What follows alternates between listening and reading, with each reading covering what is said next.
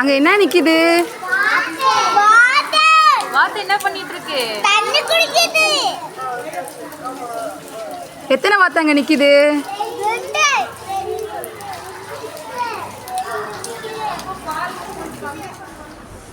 நமது பள்ளிக்கு அடுத்த தெருவிலிருந்து வரும் விருந்தினர்கள்தான் இந்த கூஸ் வாத்துகள்.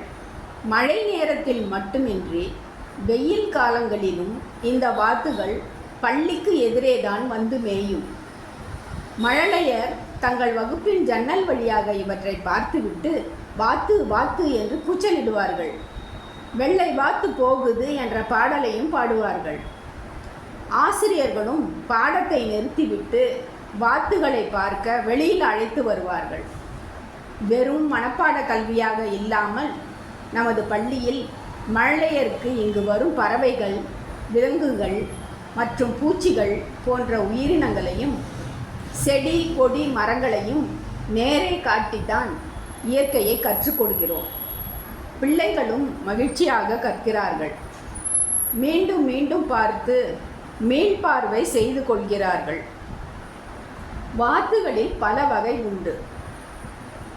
இறைச்சிக்காகவும் முட்டைக்காகவும் கூட்டம் கூட்டமாக வளர்க்கப்படும் வாத்துகளை பெரும்பாலும் பார்த்திருப்பீர்கள்.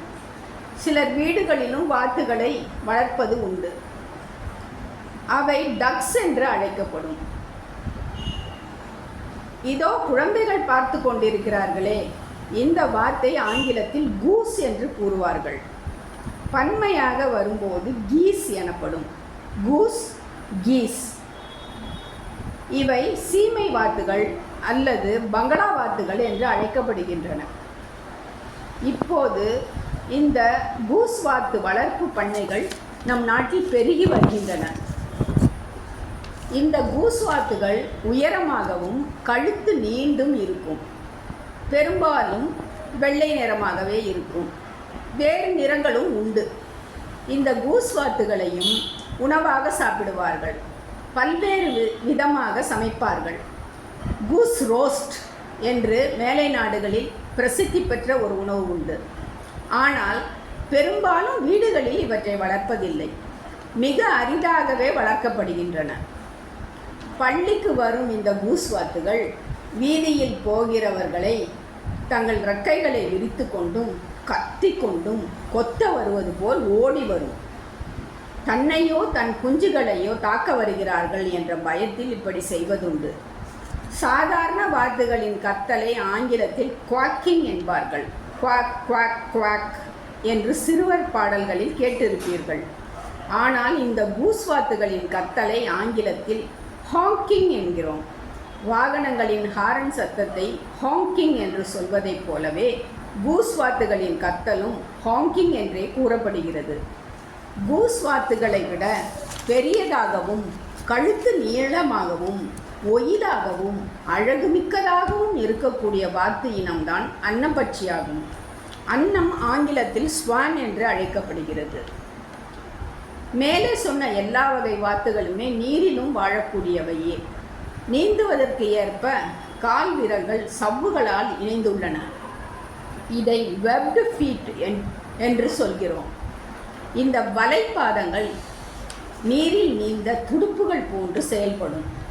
இந்த வாத்தினங்கள் தானியங்கள், புல், நீர்ச்செடிகள், புழுப்பூச்சி, சிறு மீன்கள் இவற்றை உணவாக உட்கொள்ளும். வாத்துகளை பற்றி குழந்தை பாடல்களும் கதைகளும் நிறைய கேள்விப்பட்டிருப்பீர்கள். 5 லிட்டில் டக்ஸ் என்ற பாடலும் தமிழில் குள்ள குள்ள வாத்து என்ற பாடலும் குழந்தைகளுக்கு மழலையர் பள்ளிக்கூடங்களில் கற்றுக் கொடுக்கப்படுகின்றன. கதைகளிலும் தி அக்லி டக்லிங், பொன் முட்டையிடும் வாத்து, ஆமையும் 2 வாத்துகளும் போன்றவற்றையும் கேள்விப்பட்டிருப்பீர்கள்.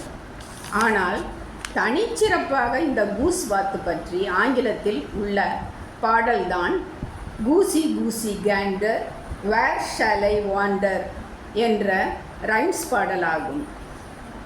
மேலை நாடுகளில் குளிருக்கு போட்டுக்கொள்ளும் கோட் வகைகளில் டக் ஃபெதர் ஜாக்கெட் என்பது ஒரு வகை. அவை வாத்து இறகுகளை அடைத்து தைத்த ஆடையாகும்.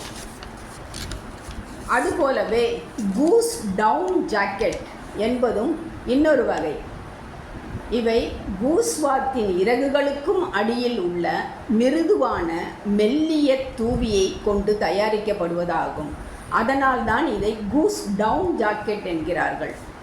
சமீப காலமாக கூஸ் பம்ப்ஸ் என்ற ஆங்கில வார்த்தையை நிறைய பேர் கையாள்வதை கேள்விப்பட்டிருப்பீர்கள்.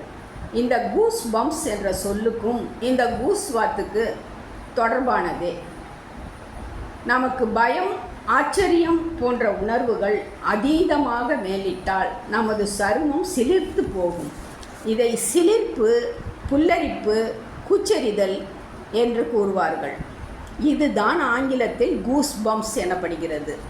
ஏனென்றால் கோழி, வாத்து போன்ற பறவைகளை சமைப்பதற்காக அறுத்த பின் வெந்நீரில் இட்டு இறகுகளை பிடுங்கி எடுக்கையில் அந்த இடங்களில் சிறு சிறு பம்ப்ஸ், அதாவது புடைப்புகள் தோன்றும்.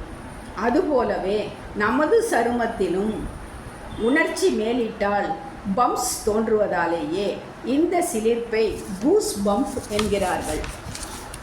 ஆனால் அதை சிக்கன் பம்ப்ஸ் என்றோ டக் பம்ப்ஸ் என்றோ சொல்லாமல் கூஸ் பம்ப்ஸ் என்று சொல்வது கூஸ்வாத்துகளுக்கு அடித்த அதிர்ஷ்டம்தான்.